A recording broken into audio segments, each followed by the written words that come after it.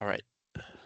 So as promised, we will talk about this idea of a continuous charge distribution that actually generates an electric field. So we sort of got at that last time. This time we're actually going to do this and build it up from the ground with calculus. All right. So the topics we're looking at, if my slide will change. There we go. Essentially, I'm going to go through hopefully rather quickly, just the idea of an electric field to a continuous charge, and then some different surfaces and charge densities. So a linear charge density, surface charge density, and then in 2.2.4, we'll actually do talk about setting up an integral for this. And then example 1 is really math heavy. So make sure you're paying attention, make sure you pause throughout and sort of do the steps on your own and make sure you understand what's going on. Then we'll take that example and look at a special case where we have an infinitely long wire. This example is going to be about a wire. And then I'll just show you at the end some different electric fields from different types of bodies. We'll use those next time as well. So with everyday objects, there is no obvious evidence of atomic structure or quantization. So you'll remember from maybe even our first lecture where we talked about charge quantization.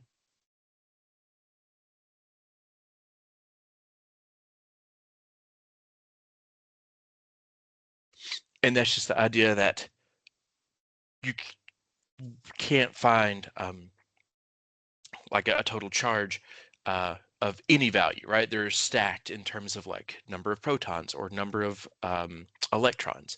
So you sort of get these integer numbers when things are charged. So that's the idea of charge quantization, but you don't see that quantization if you're looking at what's the electric charge on this metal chair over here. To just the regular person in everyday life, it looks like a continuous charge distribution across the object. So that's what we're going to do. We're actually going to just consider matter to be continuous. So believe it or not, using calculus, which you might think is the more accurate way to do things, is actually a simplification in this case. All right. Now, to do this, we need to remember that density is the number of stuff, the number of kilograms of matter per cubic meter. So the amount of stuff over or per how much space that stuff is taking up. Okay, so the idea of density allows us to describe the distribution of matter as if it were continuous rather than atomic, right? So this is a good point because, you know, we have an integer number of atoms making something up, but when we talk about density, we just treat it as it's a continuous like object. We don't try to chop it up and consider each individual atom. Okay. So if we consider charge to be continuous, it's going to be easier to describe how it's distributed over the object. Okay. So let's think about one of the most basic examples that we're going to use throughout this lecture, a linear charge density. Okay, so this is a line that is charged. So you can think of this almost as like electrons in single file. You can be more complicated than that, but that's the most basic example would be electrons in single file on like a wire. Okay, so let's think about this rod of length L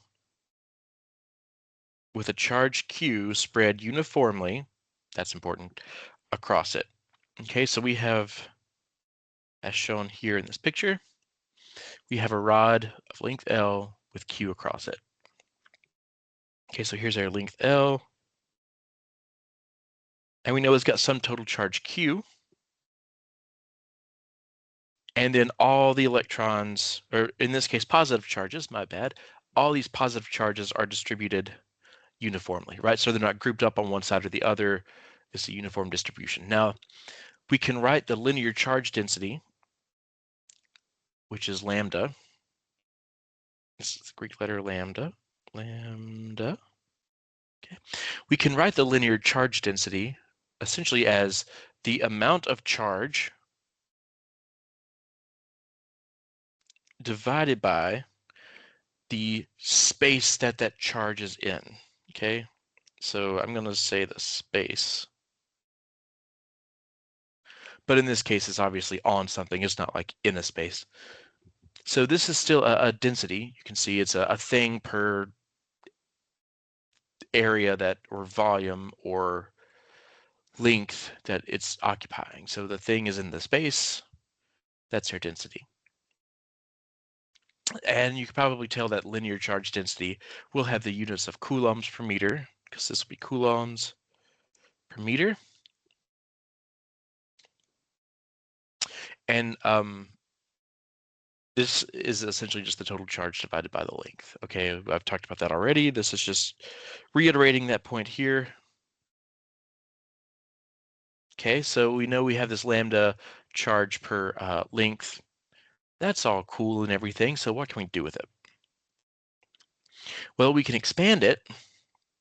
Maybe if my slide will change, we can expand it and actually consider a surface charge density. Okay, so we can think about a surface of area A with a charge, total charge Q in it, and of course it's going to be spread uniformly. Non-uniform charge distributions are really wild, so we won't worry about that right now. All right, now we can do the exact same thing. We have a charge, and it's existing on a surface. So if we know the total charge and the total surface,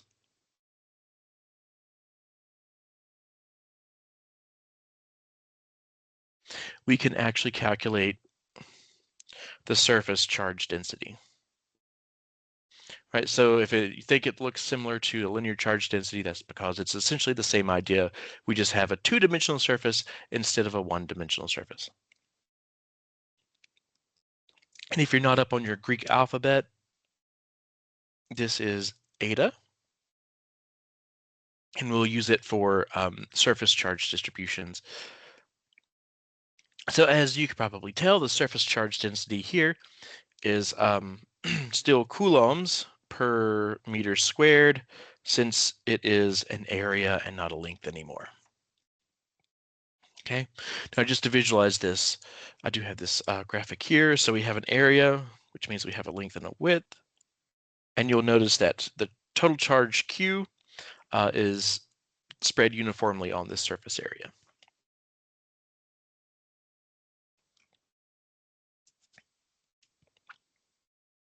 Okay, so we have these two charge distributions. We have this line, this linear charge density. We also have this area charge density. So how can we get the E field from that, right? That's what we want after all.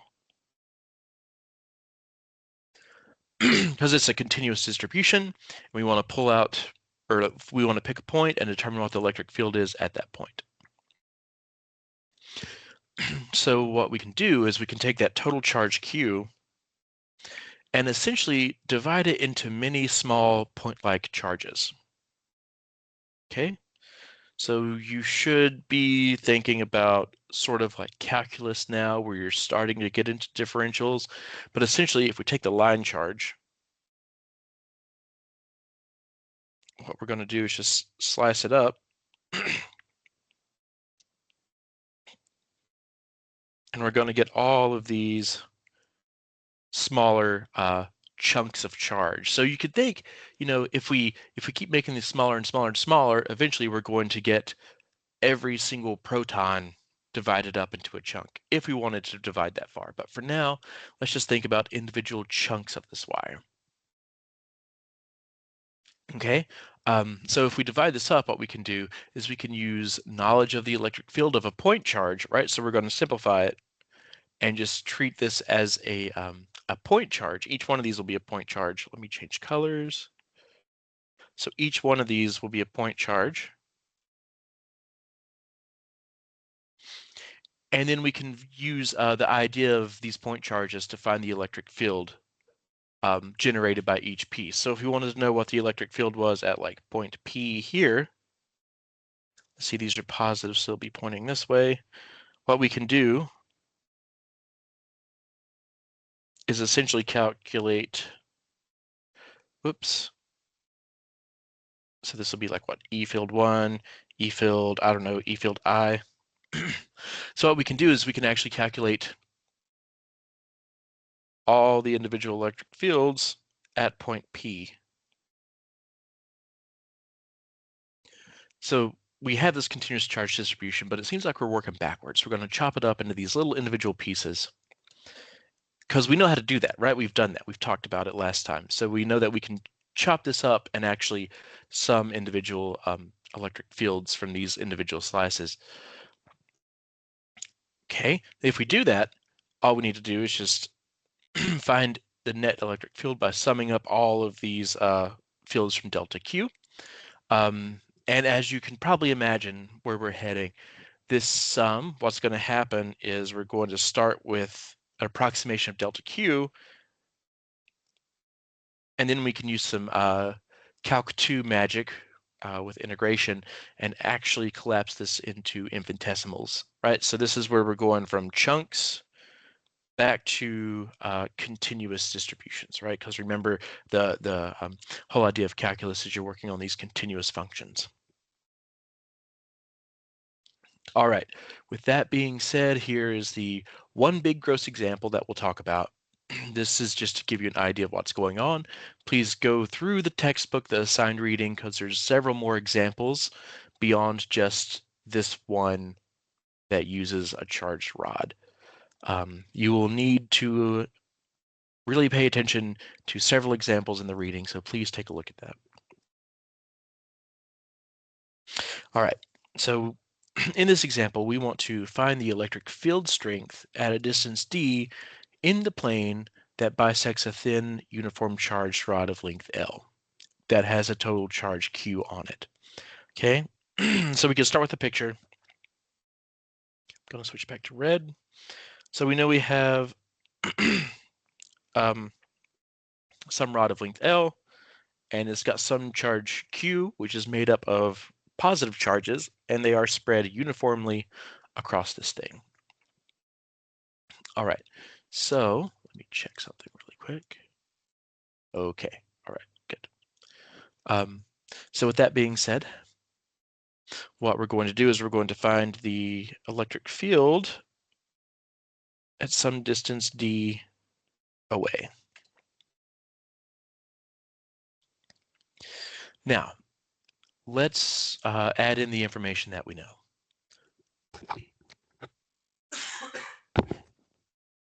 Okay, so first we want to choose a coordinate system, okay? Now the reason we chose this coordinate system is we want to add up all these individual segments, right? Because now we have like this segment, we have this segment, we have this segment. If we want to add them up, we need to integrate across them, okay? So we want to integrate, we want to int over y. If we integrate from negative L over 2 to positive L over 2, that's going to add up all those pieces. So we want to get everything in terms of y. And that's why we'll put the y-axis down on the rod. This way, we can let the point we're interested in here, we can let that set on the x-axis. It will give us a nice symmetry as well. Okay, so that's step number one. Step number two, identify the point. Well, we did that. It's a distance d away. Right? Step number three, we need to divide the rod into the small segments. Well, I've kind of done that here. I've already labeled them in red. I'll go over them again for emphasis. Okay, now each of these is going to be essentially a separate charge, so that each will have a Q. Okay, so that's 3, and then 4. We need to draw some electric field vectors here. So it looks like the book uses this this segment, which corresponds to this electric field, and it also uses this segment. which corresponds to this electric field. So we have two electric fields as just two examples. Obviously, all of these segments are going to create their own electric field, but I can't draw all of them. Otherwise, we'll have a mess. But what we do know is that for these two electric fields, they're symmetric, right? They're the same distance away in the y direction. So this distance and this distance, they're the same. Okay, what else do we know? They are, we do have this other r. So we have a charge. We know that is delta Q for both of them. And we know that there's some distance r away. Okay, and then obviously we can dump our constant out front. So essentially this is the electric field calculation. All we have to do is just essentially do this and integrate over the length of the rod, and that'll add all of these up for us. But we have all the information we need here. Now the last step is essentially number 5, which is notice the symmetry. And we can draw that out here really quick. So this, let's see, let's look at the electric field vector that's pointing in the negative x direction. So we know this vector has a negative y component. We know this other vector has a positive y component. And we know that the magnitudes of these two are equal. Okay, we know that because that's how we set the problem up. We set the problem up specifically to have this nice symmetry. So because of that, everything in the y hat direction is going to be 0. Okay, forgive my terrible shorthand. The y hat doesn't actually equal 0, but this is just shorthand to say that all the electric fields in the y direction, for every positive one you have, you're going to have an equal and opposite negative one. So they're going to cancel. We could make that argument through symmetry. Okay, so I've even noted that here. Okay, now let's go ahead and actually start doing some computations here. So all we have to do is find the electric field in the x direction. Okay, so that's just going to be the sum of every electric field. But because we're only looking in the x direction, right? If we look at our figure here, I'm going to try and zoom in, but sometimes this gets buggy. We want this component. Okay, so we know this has got to be a cosine theta, because what we're looking at is the adjacent piece. We know the hypotenuse. The hypotenuse is EI. Okay, so if we have the total length here that we're adding up, we need to make sure we only grab those x components. So that's why we're going to multiply each one by sine theta. All right. Well, now we can actually plug in that total magnitude, right? Because we can calculate the length of all these vectors. That's just our electrostatic constant times each individual charge divided by the distance that charge is from our point. And then just for one more step, I'm going to pull out that constant. Okay, so this leaves us with a nice statement, a nice, what could we call it? We could call this like an empty formula. We know the form of it, but we don't have any values plugged in yet. And this is a good thing to do and come up with first, because you can check and make sure that it's set up correctly. If we went ahead and plugged in numbers, we wouldn't have any idea what we were looking at. So that's why it's always good to solve these things symbolically first.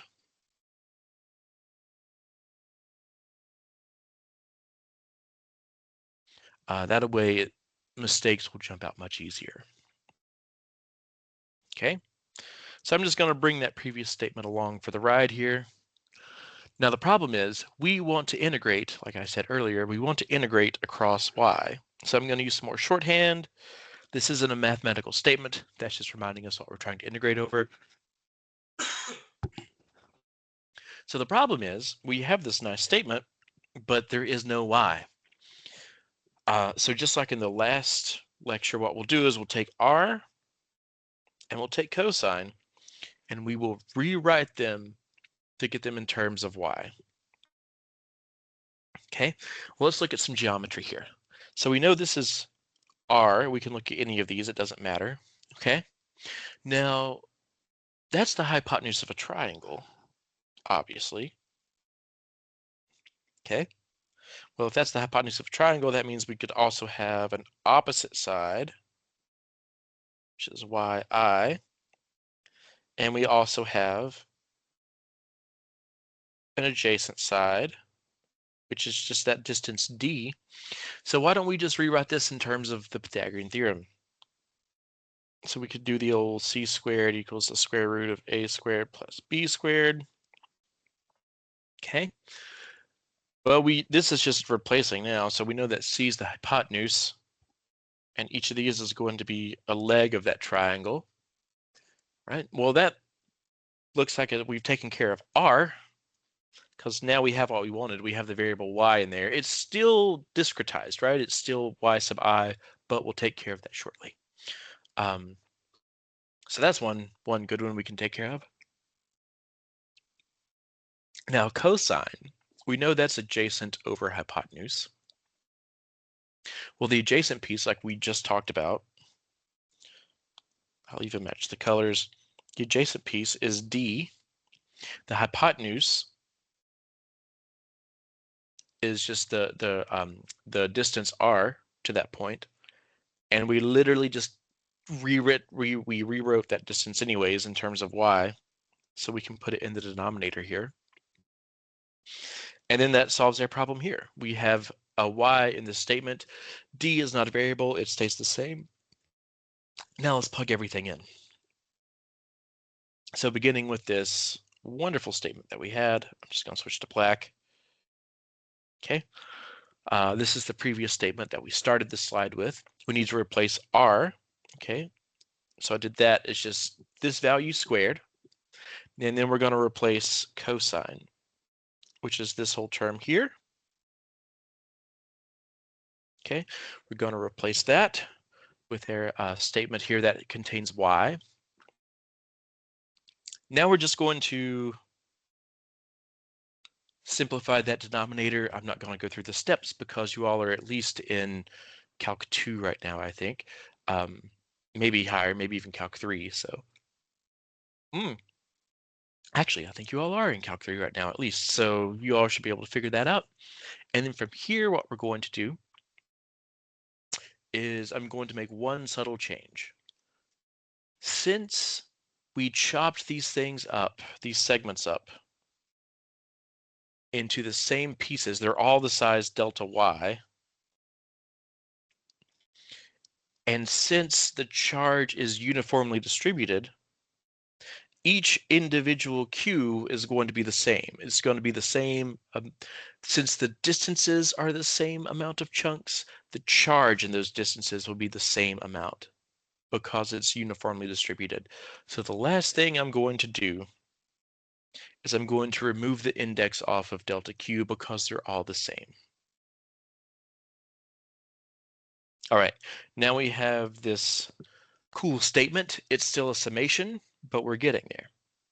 Okay, so we want to sum across the length of the rod L. How do we introduce some sort of line segment, this like delta L, right? Because remember, we want to add these up. So we can think of this also as a delta Y because delta Y and delta L are essentially the same thing. It's just chunks of the length of the rod. So we need to get that in here somewhere. We have the Y, we need essentially a dy in this statement somewhere so we can actually integrate and change this sum into an integral. So let's go back and think about this new idea we introduced, this linear charge density.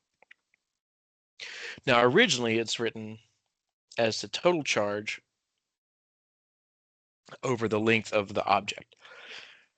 But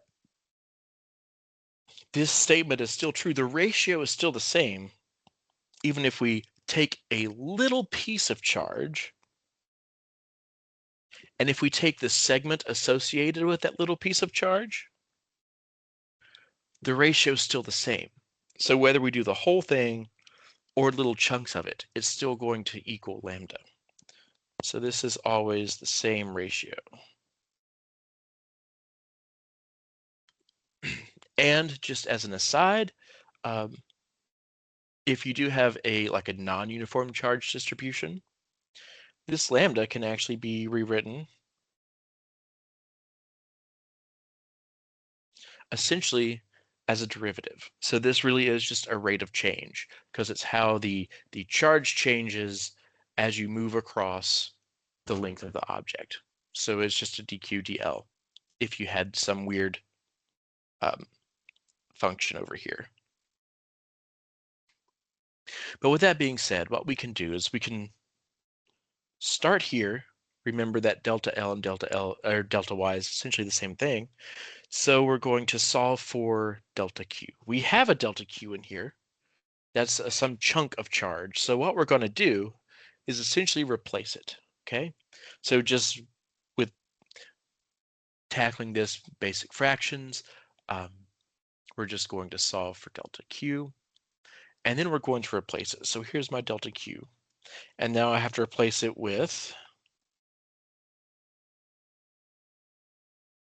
lambda and delta y. So lambda is a constant. That's the same ratio. We can pull it out. No big deal. And then we're finally left with this delta y inside the summation. So now we got what we wanted. We have this delta y that we can actually start thinking about this in terms of integration. Okay, so here's my statement from the previous slide.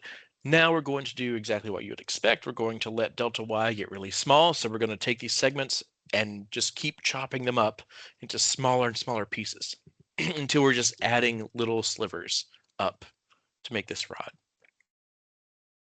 All right, so the simple approach here is to just take, well, in this limiting case where delta y goes to 0, we know by definition this turns into an integral.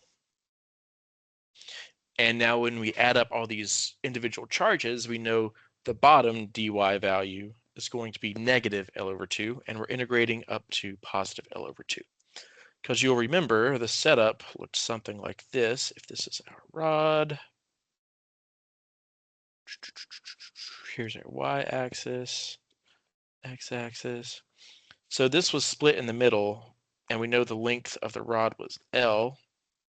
So we know we're integrating from negative L over 2 to positive L over 2, and that'll give us the full length of the rod. Okay. You've probably noticed that this is a super gross, ugly integral. In this course, if you want to use an integral table, that's totally fine.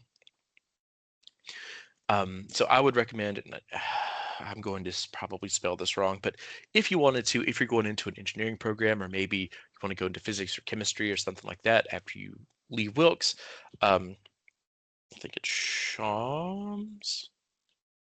You can get a Shams integral table. It's just a book of integrals. It's very handy. When I was an undergrad, most professors were cool if you got to hear, and then if even during an exam, you were allowed to bring your Shams integral table. So once you got to hear on an exam, you could just pop open that book, look up what the integral is, and then move forward. So that's what I've done here, right? This is not a math class, so you knowing how to do this by hand off the top of your head is not important. Knowing that you need to integrate it and then getting to the next step is what is important. Okay, so don't feel bad if you look at this integral and you don't know how to do it.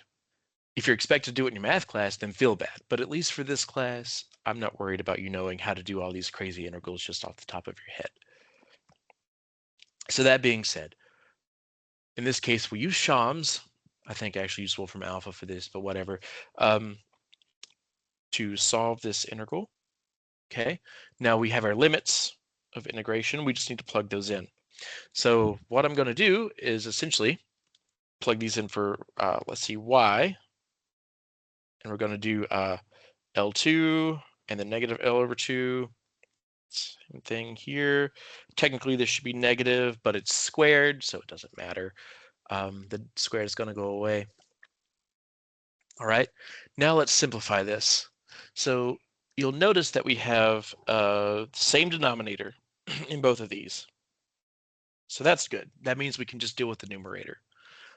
So we have L over 2 minus a negative L over 2. Well, that's just L over 2 plus L over 2. That's just L. Okay, so here's our final result. Now, what I want to do is I don't want this in terms of a length, right? I don't want length. I want it in terms of the charge on the object. So as one final step, I can take this lambda times L, because remember we have lambda equals Q over L, which means Q equals lambda L, and I can replace this and write it in one term. So with all that being said, this is the, do I have that? Yeah, okay. So this is the electric field of a charged rod. So that was a lot of work just for one electric field of a very simple shape. And this is why I'm not going to go through all of them um, in each lecture, because we'll spend the rest of the semester doing integrals.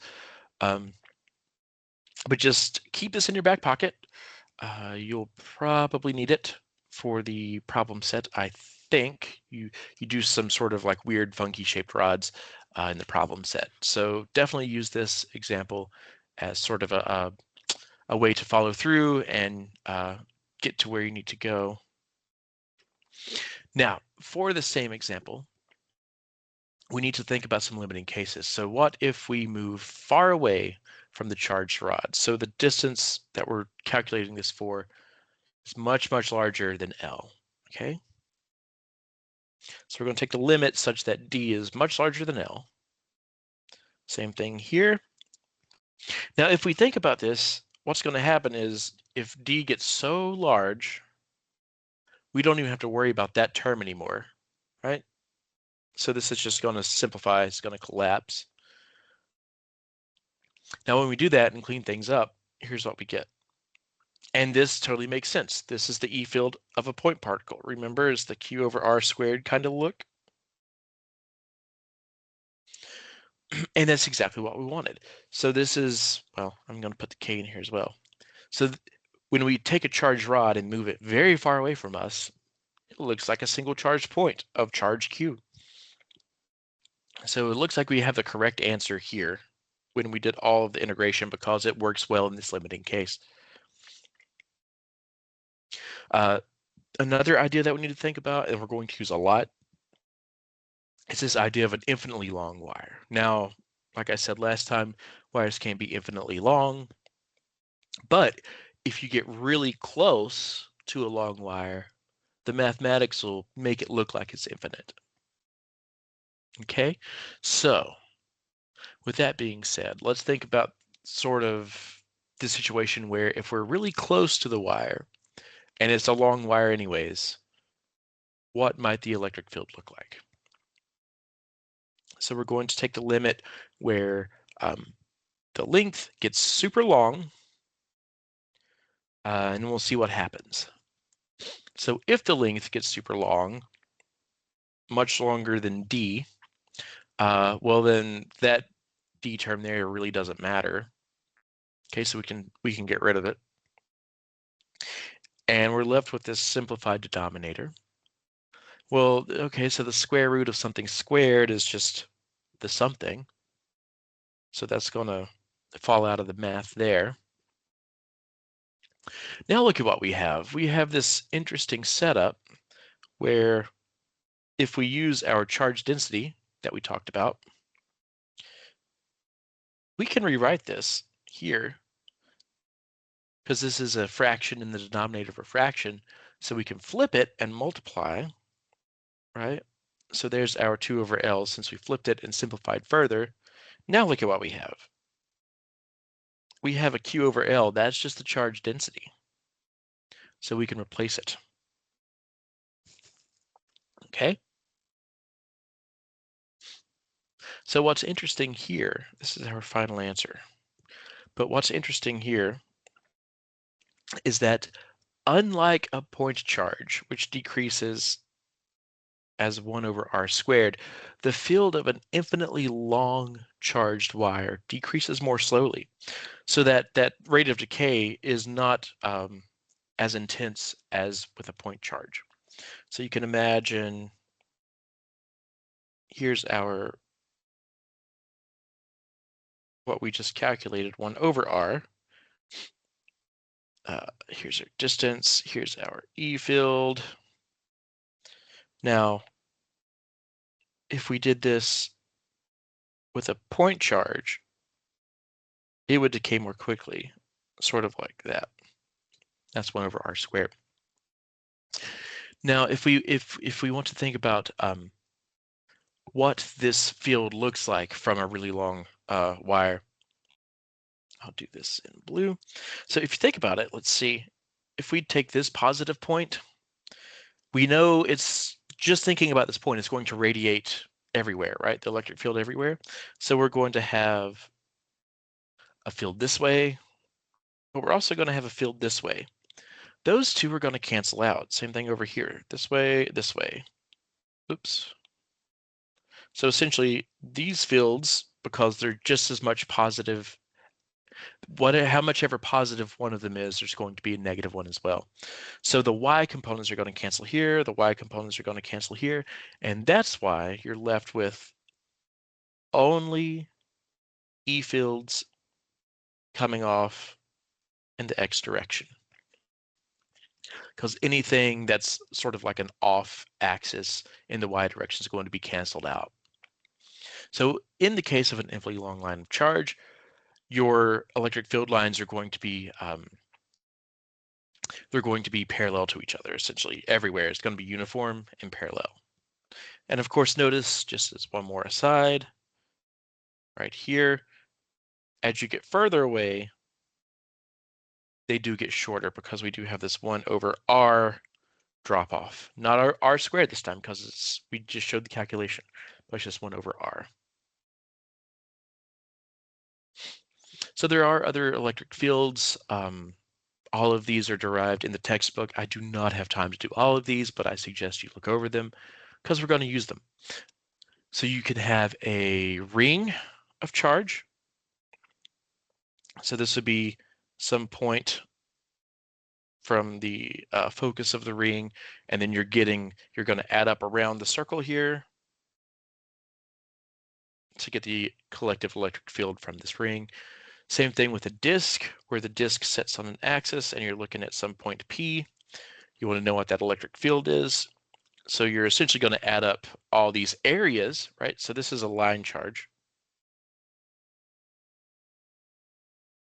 But when you switch to a disk, you don't have just a little ring anymore. You have areas. So this is a surface charge. So this is eta. We can also talk about the plane of like a very large infinite plane.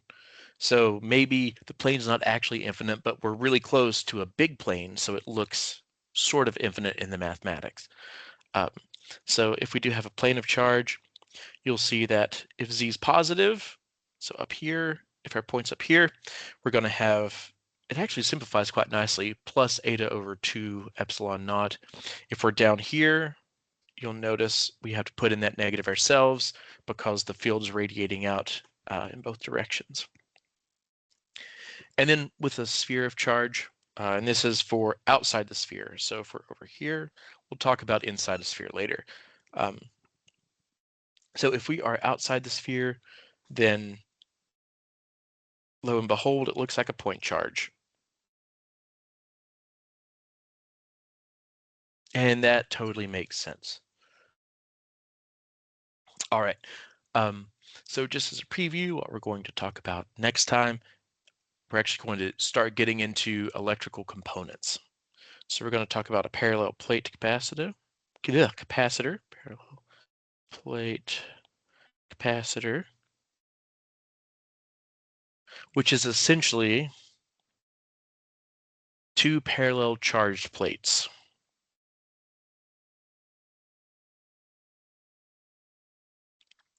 So that's why this is going to be important. We'll use that idea next time. So other than that, please look over this derivation again. You'll need it. And then go through the derivations in the text as well in the assigned reading. Those will prove to be very helpful.